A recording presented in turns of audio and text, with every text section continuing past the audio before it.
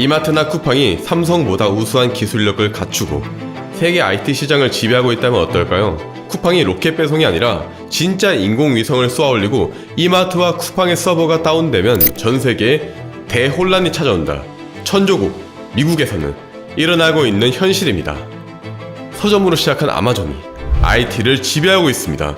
아마존은 클라우드 컴퓨팅이라는 신의 한 수를 던졌고 삼성전자, 넷플릭스, LG전자, 현대자동차 등이 모두 아마존의 고객이며 아마존 웹서비스의 서버가 나가면 재난 수준의 대혼란이 세계에 찾아오게 됩니다.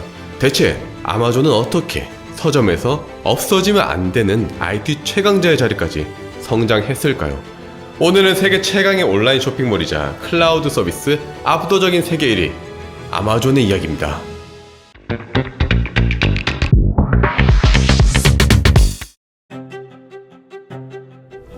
Everybody said, look, you're just computer guys, you don't know anything about selling books. And that was true, but we really cared about customers, and now we know a lot about books.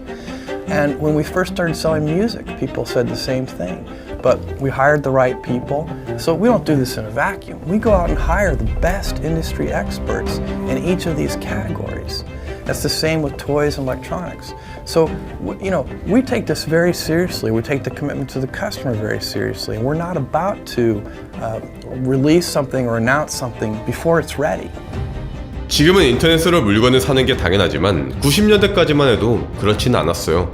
1964년 뉴멕시코의 시골에서 태어난 제프 베이조스는 뉴욕 헤지펀드에서 사회생활을 시작하며 남들보다 먼저 인터넷을 접했고 사상 처음으로 물건을 인터넷으로 팔면 훨씬 더 폭발적일 것이라는 아이디어를 떠올렸습니다. 금수저였던 베이조스는 가족들로부터 창업자금 200만 달러를 얻어 1995년 7월 아마존닷컴을 창업했습니다. 단 2년 만에 나스닥에 상장될 만큼 폭발적으로 성장한 아마존은 그 후 음반, 비디오, 게임, 장난감 등 굉장히 다양한 상품들을 팔면서 막 승승장구했으나 99년 당시 손실은 무려 7억 달러.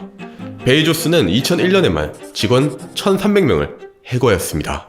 그런데 이 이후 제프 베이조스는 승부수를 던졌습니다. 바로 미치도록 공격적인 인수합병. 전문가들은 아마존 제국은 M&A로 완성됐다고 그렇게 평가를 할 정도로 아마존은 굵직한 기업들을 공격적으로 하나하나 사들이며 제국을 확장해 나갔습니다. 창립 이후 아마존이 M&A를 통해 사들인 기업은 100개가 넘는데 아마존은 식료품부터 약국, 반도체, AI, 자율주행, 영화 제작, 위성사업, 의료 서비스, 로봇 청소기 등 전방위에 걸쳐 인수합병을 하고 가능한 모든 사업 영역에 진출했습니다.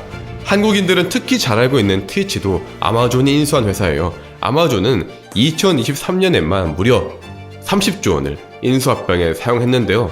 현대차의 시가총액이 40조 원이니 그 스케일은 상상을 초월할 정도입니다. 아마존의 대표 경영 철학은 최저가 가두기라고 불리는데 처음에는 손실을 엄청나게 봅니다. 그러나 무조건 최저가로 가서 경쟁사들을 모두 무너뜨려 버립니다. 고객들은 아마존에 감동합니다. 이제 고객들은 아마존 없이는 살 수 없는 몸이 되어버렸습니다. 뭔가 생각나지 않나요? 쿠팡이 정확하게 아마존의 전략을 따라했고 우리는 쿠팡 없이는 살 수 없게 되었죠. 하지만 제프 베이조스는 늘 수익성에 대한 고민이 많았습니다. 과거의 큰 손실을 보며 1,300명 이상의 직원을 해고한 적이 있었던 베이조스는 높은 수익성의 사업을 찾기 시작했고 2006년 아마존은 일생일대 지금의 아마존을 이끌고 있는 초고수익성의 사업에 대한 결단을 내렸습니다. 앞으로 인터넷 시장이 더더욱 커지게 될 것이라 생각했던 아마존은 아마존 단순 보관 서비스라는 데이터 저장 서비스를 시작하며 클라우드 컴퓨팅에 뛰어들기 시작합니다. 현재 세계를 지배하고 있는 AWS의 시작이었죠.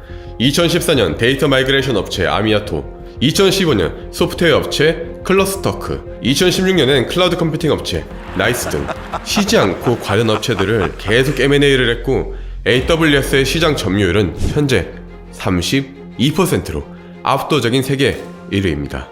2023년 2분기 아마존 매출은 1344억 달러를 냈고 그 중에서 AWS의 매출은 221억 달러로 아마존 전체 매출의 16%를 차지합니다. 하지만 AWS는 아마존 전체 영업이익 중 무려 70%를 차지합니다. 높은 수익성의 사업을 찾는 것에 성공하며 아마존의 효자이자 미래가 되었죠. 그럼 앞으로 아마존의 미래는 어떻게 될까요? AWS는 앞으로도 계속 승승장구할까요? 그들은 다음으로 어떤 혁신을 노리고 있고 어떤 서비스를 제공을 할까요? 이를 위해서 AWS가 한국 고객들만을 위한 이벤트를 열었습니다. 현재는 역사상 최고의 시기예요. 지금 당장 유튜브에서 MIT 교수님들의 강연을 무료로 보실 수 있습니다. 과거에 이런 지식들은 귀족들의 전유물이었습니다. 하지만 지금은 세계 최고의 천재들이 전하는 강연을 무료로 들을 수 있죠. 이런 기회를 그냥 흘려보낸다는 것은 너무 큰 인생의 낭비가 아닐까요? 안타깝게도 많은 사람들은 기회를 그냥 흘려보냅니다. 세계 최고의 글로벌 기업들이 복지 수준으로 세계 최고들의 이야기를 대중들에게 무료로 다 풀어주는데 바로 눈앞에 금강을 놔두고 탄강에 가서 석탄을 캐는 것은 효율적이지 않습니다. 2023년 11월 AWS는 수천 개의 기술 강연을 진행을 했는데요. 이게 사실 좀 길고 어렵다 보니까 접근성이 좋진 않았어요. 그런데 이번에 아마존에서 개발한 생성형 AI, 아마존 Q의 활용부터 머신러닝, AI, 클라우드 등의 미래와 트렌드, 활용법 등 과거에는 아마존의 직원이 되어야 들을 수 있었던 이야기를 모두 무료로 AWS 현업자들이 직접 요약해서 전달 드린다고 합니다. 글로벌 톱기업 AWS에 현업자들이 직접 전달하고 요약하는 무료 강의. 마찬가지로 이렇게 밥상이 다 차려져 있는데 그냥 흘러보낸다는 것은 너무 큰 인생의 낭비가 아닐까요? 이번 강연은 1월 30일, 1월 31일 하루에 2번 진행됩니다. 개발자라든가 데이터 엔지니어, 분석가, 과학자, 스타트업 관계자 혹은 세계 톱들의 인사이트를 들어보고 싶은 이 분야에 관심 있는 분들한테 추천을 드립니다. 개인적으로는 1월 30일에 12시 10분, 16시 40분에 진행되는 생성형 AI 적용 방법을 추천드리는데 당연하지만 이제 생성형 AI를 업무에 사용하는 것은 선택이 아니라 필수이기 때문이죠. 저도 유튜브 컨텐츠 기획에 생성형 AI를 사용하고 있고 체감상 기획 속도가 한 2배는 빨라진 것 같아요. 논문 요약부터 어려운 부분에 대한 비유, SOD의 톤에 맞는 그런 이제 전체적인 틀을 AI가 전부 짜주니까요. 자세한 일정은 고정 댓글을 참고드리고 많은 참여를 시도해 주시기를 기원합니다. 제프 베조스는 말했습니다. 실패해도 후회하지 않는다. 하지만 내가 후회하는 단 한 가지는 시도조차 하지 않는 것이다.